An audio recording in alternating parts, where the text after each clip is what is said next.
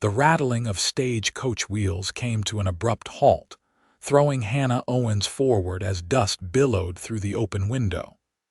Stillwater, Colorado wasn't much to look at in 1876, just a small mining town with a single street lined with wooden buildings that had seen better days.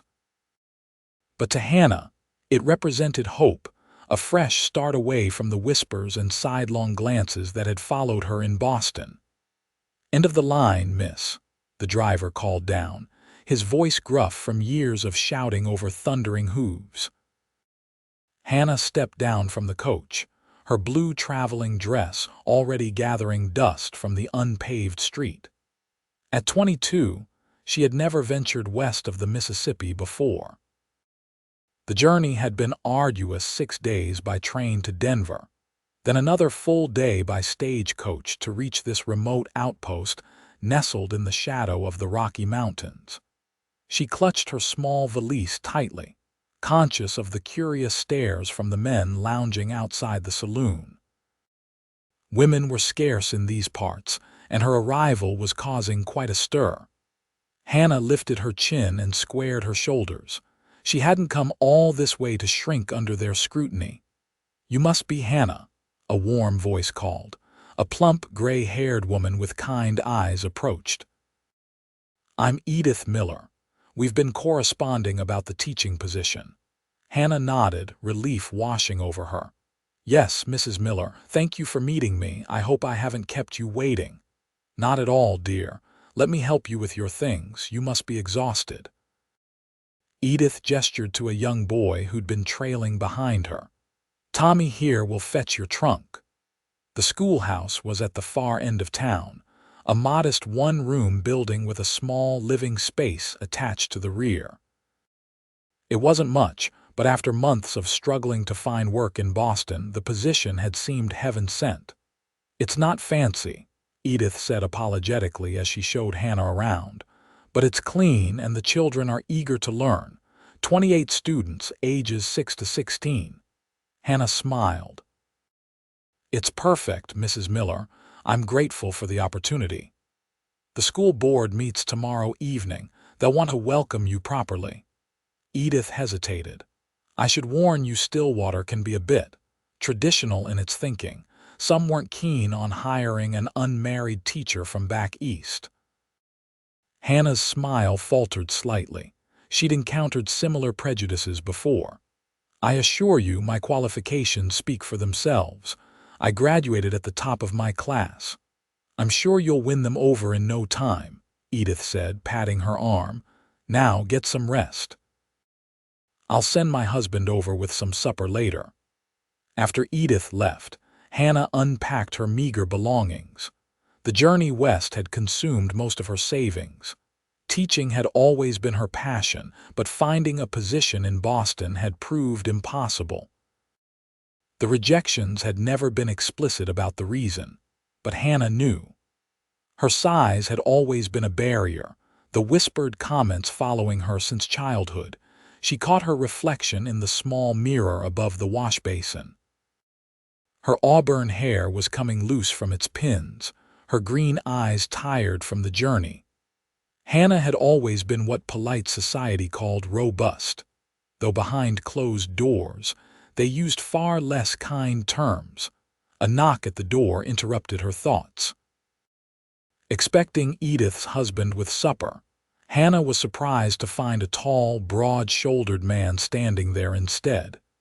His face was tanned from the sun, his dark blonde hair in need of a trim.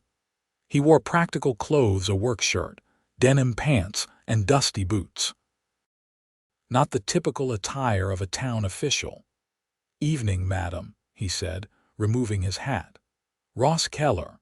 I'm the foreman at the Circle K ranch just outside town. Mrs. Miller mentioned you might need some firewood stocked before the night gets cold." His voice was deep and pleasant, with just a hint of an accent Hannah couldn't place. His eyes were a striking blue, and they crinkled at the corners when he smiled. "That's very kind of you, Mr. Keller," Hannah said, suddenly conscious of her travel-worn appearance. "Though you needn't have troubled yourself." "No trouble," he replied, gesturing to the wagon behind him where several logs were stacked. "Nights get cold up here even in August. Mind if I bring these in?" Hannah stepped aside to let him pass. Ross worked efficiently, stacking the wood neatly beside the small stove. She noticed his hands strong and calloused from hard work, yet surprisingly gentle in their movements. "You're from back east," he observed, not a question but a statement. "Boston," Hannah confirmed. "This is my first time west of the Mississippi." Ross nodded. "Quite a change, I imagine." He straightened up, brushing wood chips from his shirt. "Town's small, but the people are good folks mostly. Just take some getting used to." "I'm sure I'll adapt," Hannah said, though uncertainty crept into her voice. Ross seemed to sense it. "Stillwater might surprise you, Miss Owens. It surprised me when I first arrived 5 years ago." "Where are you from originally, Mr. Keller?" Hannah asked, curiosity getting the better of her. "Texas, by way of Kansas." He smiled, and something about it warmed Hannah more than the prospect of the fire he'd just prepared. "Welcome to Stillwater, Miss Owens. I expect I'll see you around town." After he left, Hannah found herself thinking about his kind smile and those blue eyes. She quickly pushed those thoughts aside. She hadn't come to Colorado to find a husband, she'd come to build a life of her own, one where she was judged by her abilities, not her appearance. The next morning, Hannah rose early to prepare for her first day at the schoolhouse. She chose her most professional dress, navy blue with a high collar, and pinned her hair in a neat bun. First impressions were crucial. Edith arrived as Hannah was arranging the classroom, bringing fresh bread and preserves. "You look lovely, dear. The children will be here in an hour." "I hope they'll like me," Hannah said, straightening the books on her desk for the third time. "Children are more accepting than adults," Edith said wisely. "It's the parents and the school board you'll need to win over. Speaking of which, I should warn you about Gerald Winters. He's head of the board and quite opinionated." Hannah's stomach tightened. "I see. Don't let him intimidate you. The man's bark is worse than his bite." Edith squeezed her hand. "And you have allies here." The morning passed in a blur as Hannah met her students and began assessing their knowledge. Most were eager to learn, though a few of the older boys seemed determined to test her authority. By noon, she felt cautiously optimistic. She was just about to eat her lunch when the door opened, and 3 well-dressed women entered. They introduced themselves as board members' wives, but their smiles didn't reach their eyes as they inspected the classroom. "We were curious about our new teacher," said Beatrice Winters, Gerald's wife. "My husband mentioned you're from Boston. How progressive." The way she said progressive made it sound like a contagious disease. "I assure you, Mrs. Winters, my teaching methods are quite traditional," Hannah replied evenly. Beatrice murmured, her gaze traveling over Hannah's figure in a way that made her want to disappear. "Well, I suppose beggars can't be choosers. The last teacher lasted barely a month before running back east." The 3 women exchanged meaningful glances that Hannah couldn't decipher. "I have no intention of running anywhere, Mrs. Winters," Hannah said firmly. "Now, if you'll excuse me, the children will be returning from lunch soon." After they left, Hannah released a shaky breath. The encounter had been brief but unsettling. She had experienced similar subtle hostility in Boston, the unspoken judgment of her appearance. She had hoped things might be different here, but perhaps she'd been naive. The afternoon dragged on, Hannah's confidence slightly shaken. When the school day ended, she walked to the general store to purchase supplies. The proprietor, a friendly man named Harold Thompson, chatted amiably as he filled her order. "Miss Owens, how was your first day?" Hannah turned to find Ross Keller approaching, that same warm smile on his face. "Mr. Keller, it went well, thank you." She found herself returning his smile despite her earlier discomfort. Glad to hear it. He nodded to Harold. Put Miss Owens's items on my account, would you? Oh no, I couldn't possibly, Hannah protested. Consider it a welcome gift, Ross insisted. Besides, I owe Harold here a favor or two. Harold chuckled. That you do, Keller. Hannah reluctantly accepted, though it bothered her to be indebted to anyone, especially a man she barely knew. I was about to head over to Maggie's for supper, Ross said as they exited the store. Best food in town. Would you care to join me? Strictly as neighbors, of course. Hannah hesitated. Dining alone with a man would certainly raise eyebrows, but she was hungry, and the thought of returning to her empty quarters was less than appealing. Thank you, Mr. Keller. That would be lovely. Maggie's cafe was small but clean, with checkered tablecloths and the aroma of home cooking. Several diners looked up when they entered, curious expressions on their faces. Hannah felt her cheeks grow warm. Don't mind them, Ross said quietly. New faces are rare enough to be interesting around here. They were seated at a corner table, and a motherly woman who introduced herself as Maggie brought them coffee without asking. So, Miss Owens, Ross said once they'd ordered, what brings a Boston schoolteacher all the way to Stillwater? Hannah considered how to answer. A fresh start, she said finally. Boston has many qualified teachers. Opportunities were limited. Ross nodded. I understand seeking fresh starts. That's what brought most of us here. And you, what brought you to Colorado? War ended. Texas wasn't the same. Drifted north, worked cattle drives for a while. Met old man Kendrick. He owns the Circle K and he needed a foreman. Ross shrugged. Been here 5 years now. There was more to the story, Hannah sensed, but didn't press. Everyone had parts of their past they preferred not to discuss. Their food arrived, hearty stew with fresh bread, and the conversation flowed easily. Ross told her about the town, the people, which horses at the livery were gentle enough for beginners. You ride, Miss Owens, Hannah laughed. Hardly. The streetcar was my primary mode of transportation in Boston. I could teach you, Ross offered. It's practically a necessity out here. Before Hannah could respond, a loud voice interrupted. Well, if it isn't our new schoolmarm getting cozy with Keller. A portly man in an expensive suit approached their table, his face flushed from drink. 2 companions followed, similarly affected. Evening, Winters, Ross said, his tone polite but cool. Miss Owens, this is Gerald Winters, head of the school board. Hannah straightened her spine. Mr. Winters, I look forward to our meeting tomorrow evening. Winters' gaze was openly appraising, lingering inappropriately.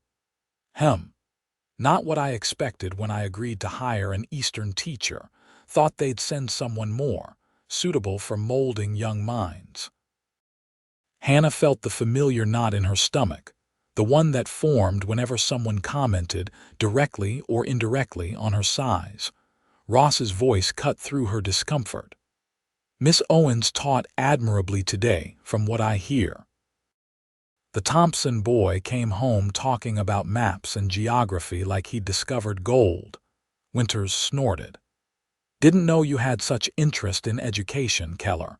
Or is it the teacher that interests you? Mr. Winters, Hannah interjected, unwilling to let Ross fight her battles. I understand you have concerns about my qualifications. I'd be happy to address them at the board meeting in a professional setting.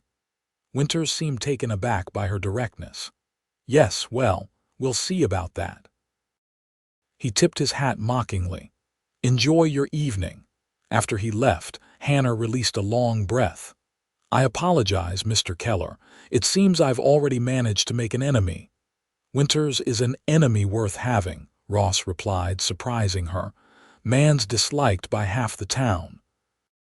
His approval would be more concerning. He studied her face. Don't let him discourage you.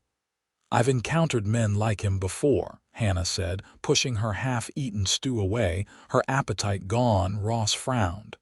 He had no right to speak to you that way. People often say things without considering their impact, Hannah said quietly. Ross seemed about to say more, but instead signaled for the bill. He insisted on walking her back to the schoolhouse, their conversation turning to safer topics: the approaching autumn, the harvest festival the town held each year. At her door, Hannah turned to thank him. "You've been very kind, Mr. Keller." "Ross," he corrected. "And it's been my pleasure, Miss Owens." "Hannah," she replied, surprising herself. He smiled. "Hannah." The way he said her name made her heart flutter unexpectedly. "Good night." Hannah watched him walk away, confused by her own reaction. She had not come to Stillwater looking for romance, indeed, had given up such notions years ago. Yet something about Ross Keller intrigued her. The next day passed more smoothly. The children were responsive, and Hannah found her rhythm as a teacher. She was reviewing the day's lessons when the door opened, and a young woman about her age entered. "Miss Owens, I'm Louisa Morgan, the dressmaker." She smiled warmly. "I thought you might need some new clothes suited to our climate. Winters get brutal here." Hannah was touched by the thoughtfulness. "That's very kind, Miss Morgan." "Louisa, please, and it's selfish, really. There are so few women my age in town. I'm hoping we might become friends." Over the next hour, Louisa took measurements and showed Hannah fabric samples, chatting all the while. Her friendliness was a balm after yesterday's encounters. "I saw you at Maggie's with Ross Keller," Louisa said, her tone casual but her eyes curious. Hannah felt herself blush. "Mr. Keller was just being neighborly." Louisa smiled knowingly. "Ross is well regarded in these parts. Honest, hardworking. Half the unmarried women in the county have set their caps for him." "I'm not setting my cap for anyone," Hannah insisted. "I came here to teach." "Of course," Louisa replied, but her expression remained amused. "Just know that if Ross Keller goes out of his way to be neighborly, it means something. Man keeps to himself mostly." After Louisa left, Hannah prepared for the board meeting with growing anxiety. If Gerald Winters had his way, her position might be short-lived. The meeting was held in the town hall, a space that doubled as a church on Sundays. 5 board members sat at a table facing the room's lone chair, where Hannah perched uncomfortably. Several parents and curious townspeople filled the benches behind her. Winters dominated the proceedings, questioning Hannah's teaching methods, her experience, even her familiarity with Western values. Hannah answered each query calmly and professionally, though her hands trembled slightly in her lap. "One final concern, Miss Owens," Winters said, his tone falsely solicitous. "Teaching requires vigor and energy. Given your condition, are you certain you can manage the physical demands of corralling 28 children daily?" A hushed murmur spread through the room. Hannah froze, heat rising to her face. Her condition, as though her size were an illness. "My physical health is excellent, Mr. Winters," she replied, her voice remarkably steady despite the churning in her stomach. "I assure you I can manage all duties required of me." "Yes, well." Winters looked disappointed at her composure. "We shall see." The meeting concluded with conditional approval of her appointment, a 3-month probation period before a permanent decision. It wasn't ideal, but it was better than outright rejection. As people filed out, Hannah remained seated, needing a moment to collect herself. She didn't notice Ross until he was standing before her. "You handled that remarkably well," he said, his expression a mixture of admiration and anger, the latter, she realized, directed not at her but at Winters. "Thank you," Hannah said, finally standing, "though I suspect the battle isn't over." "It isn't," Ross agreed, "but you won't fight it alone." Over the following weeks, Hannah settled into life in Stillwater. The children responded well to her teaching, and several parents expressed appreciation for her methods. Even Mrs. Winters grudgingly admitted that her son's arithmetic had improved. Louisa became a fast friend, introducing Hannah to other women in town. They formed a small reading circle that met weekly, discussing literature and sharing news from back east. Hannah saw Ross frequently. He would stop by the schoolhouse with fresh eggs or vegetables from the ranch, or offer to mend a loose floorboard or sticky window. Each encounter left her both delighted and confused. His attention was flattering, but experience had taught Hannah to be wary. One crisp October afternoon, Ross arrived with a gentle mare in tow. "Thought you might be ready for that riding lesson," he said, grinning at Hannah's surprised expression. "Now, I'm not dressed for riding," she protested. "Daisy here doesn't stand on ceremony," Ross replied, patting the horse's neck. "And I brought a spare riding skirt. Belonged to Mrs. Kendrick before she passed." Hannah hesitated. "I'm not sure this is a good idea." Ross's expression softened. "Trust me, Hannah, I won't let any harm come to you." Something in his voice convinced her. After changing into the borrowed skirt, Hannah emerged to find Ross patiently waiting. "Now," he said, "first rule of riding: respect the animal. Daisy's gentle, but she's still a half-ton creature with a mind of her own." Over the next hour, Ross guided Hannah through the basics of horsemanship. He was a patient teacher, his instructions clear, his encouragement genuine. When Hannah successfully guided Daisy in a circle around the schoolyard, Ross's proud smile made her heart skip. "You're a natural," he declared. Hannah laughed. "Hardly, but thank you for the lesson. It was exhilarating." "Riding gives you freedom," Ross said, helping her dismount. "Once you're comfortable, we can explore some of the countryside. There's a meadow about an hour's ride from here, filled with wildflowers even this late in the season." The idea was tempting, not just the meadow, but spending more time with Ross. Hannah found herself nodding. "I'd like that." They arranged to meet the following Sunday after church. Hannah watched him ride away, Daisy trotting behind on a lead rope, and wondered if she was being foolish, allowing herself to hope. Sunday dawned clear and cool, a perfect day for riding. Hannah wore the new dress. Louisa had finished a practical riding costume in deep green that complemented her auburn hair. She was just leaving church when Gerald Winters intercepted her. "Miss Owens," a word. His tone made it clear it wasn't a request. "Of course, Mr. Winters," Hannah replied, mindful of the churchgoers nearby. "It has come to my attention that you're spending considerable time with Ross Keller," Winters said, his voice low but sharp. "Such behavior is inappropriate for a teacher." Hannah stiffened. "My personal associations are my own affair, Mr. Winters. Not when they affect the moral character of our school," Winters retorted. "A teacher must be above reproach." "There is nothing reproachable in my friendship with Mr. Keller," Hannah said, struggling to keep her voice calm. "Friendship?" Winters sneered. "Is that what they call it now? A woman of your stature should be grateful for any male attention, but don't delude yourself into thinking Keller's intentions are honorable." The cruelty of the words struck Hannah like a physical blow. She had heard similar sentiments before, whispered comments that someone like her should expect to be used but never loved properly. "Mr. Winters," she managed, "you have overstepped." "I'm merely concerned for the reputation of our school," he replied, false concern dripping from every word.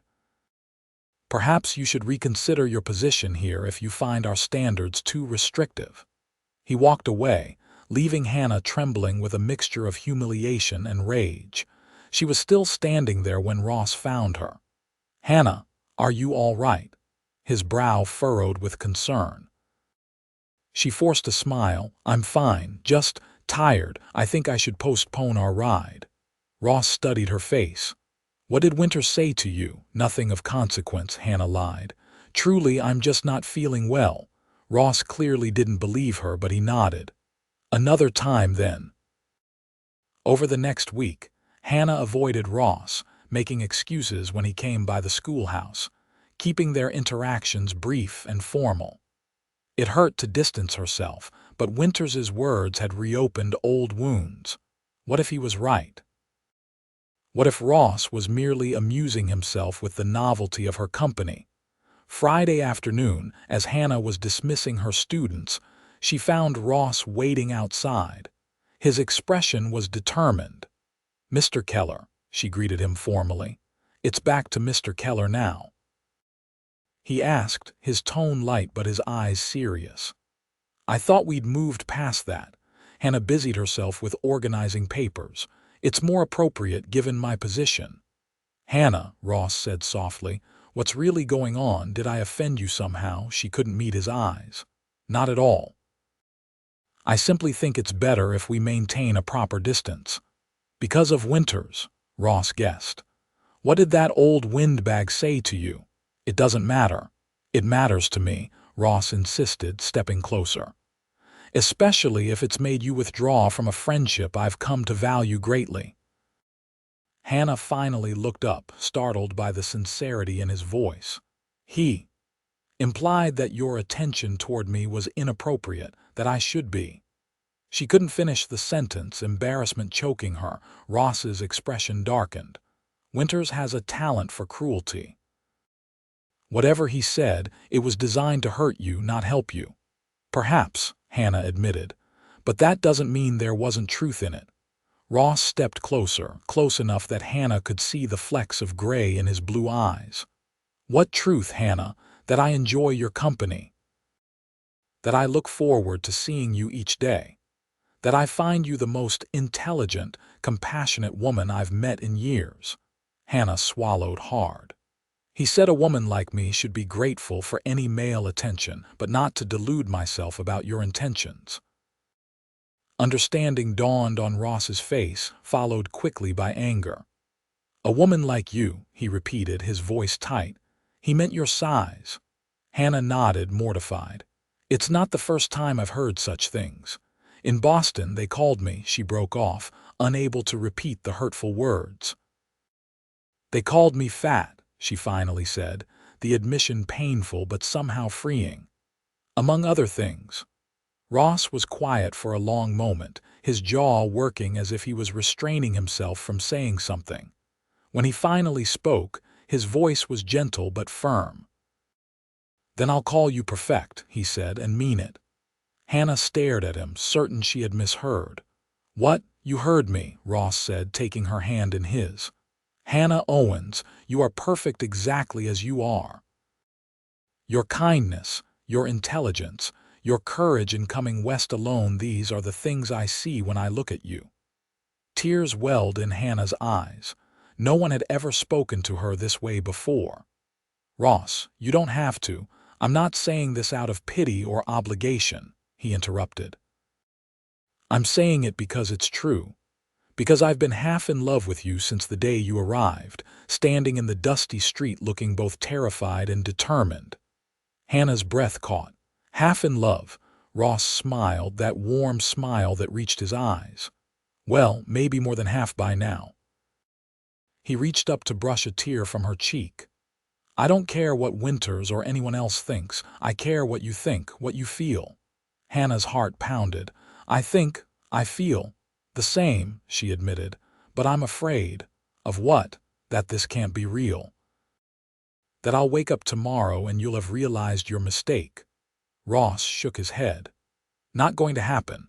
I'm a stubborn man, Hannah Owens. When I set my mind on something or someone, I don't change course easily." He leaned forward, his intention clear. Hannah had been kissed before, awkward, fumbling encounters that had left her more embarrassed than anything else.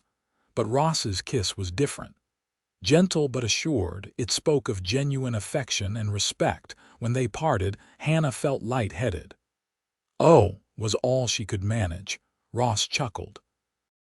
"Eloquent as always, Miss Owens."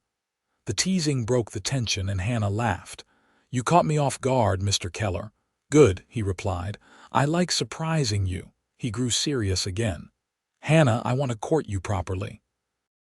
Sunday dinners at the ranch, rides in the countryside, the whole courtship.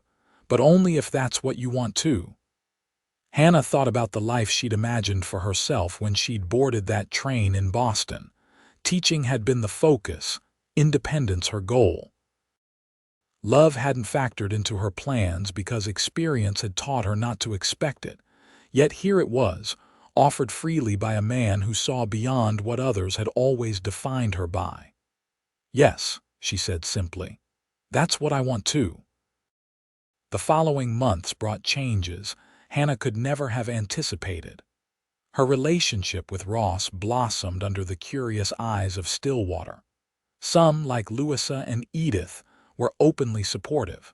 Others, including Gerald Winters, were predictably disapproving. But as autumn turned to winter, Hannah found herself caring less about others' opinions. Her students were thriving, her friendship circle was growing, and Ross was a revelation. Patient, kind, and unfailingly supportive, he treated Hannah with a respect she'd rarely experienced from men. Their Sunday rides became a cherished ritual, even as the weather turned colder. Ross taught her the names of the mountains visible from the highest ridge on the Circle K, showed her where elk gathered in the meadows at dawn, brought her to a hidden hot spring where they sat and talked for hours, wrapped in woolen blankets against the December chill. It was there, steam rising around them, that Ross first told Hannah he loved her. "I know it hasn't been long," he said, his fingers intertwined with hers, "but I've never been more certain of anything." Hannah's heart soared. "I love you too," she replied, the words coming easily, naturally. "More than I thought possible." In January, when Hannah's probation period ended, the school board voted unanimously to offer her a permanent position. Even Winters couldn't deny her success with the children, though Hannah suspected Ross's friendship with the other board members had influenced the decision. "They recognized your worth," Ross insisted when she mentioned this, "just as I did the moment I met you." By spring, their intentions were clear to everyone in town. Ross spent his free days helping Hannah expand the small garden behind the schoolhouse, building bookshelves for her growing collection, and escorting her to every social function Stillwater offered. It was after one such event, a May Day celebration where they danced under lantern light to fiddle music, that Ross proposed. He didn't kneel, they were sitting on the porch swing he'd installed at the schoolhouse, but he did take both her hands in his.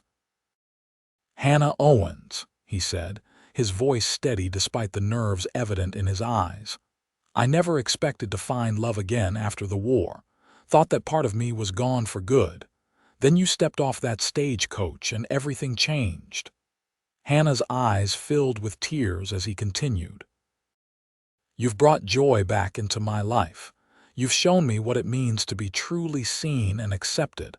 I want to spend the rest of my days making you as happy as you've made me." He pulled a small box from his pocket. "Will you marry me?" The ring inside was a simple gold band with a small emerald, not ostentatious, but perfect. "Yes," Hannah whispered, then louder. "Yes, Ross Keller, I will marry you." Their wedding took place in July, a simple ceremony in the town church followed by a celebration at the Circle K. Hannah wore a cream-colored dress Louisa had made, with tiny emeralds sewn into the bodice to match her ring. Ross looked handsome in a new suit, his normally unruly hair tamed for the occasion. To Hannah's surprise, Gerald Winters and his wife attended, though they left early. It was a small gesture of reconciliation, but Hannah accepted it graciously. She was too happy to harbor resentment. The couple made their home at the Circle K, with Hannah continuing to teach. Old man Kendrick, childless and increasingly frail, had hinted that the ranch would pass to Ross someday. It was a future neither of them had dared dream of when Hannah first arrived in Stillwater. On their first anniversary, Ross took Hannah back to the hot spring where he'd first told her he loved her. As they soaked in the warm water, surrounded by pine trees and the calls of night birds, Hannah marveled at the journey that had brought her here. "What are you thinking about, Mrs. Keller?" Ross asked, his arm around her shoulders.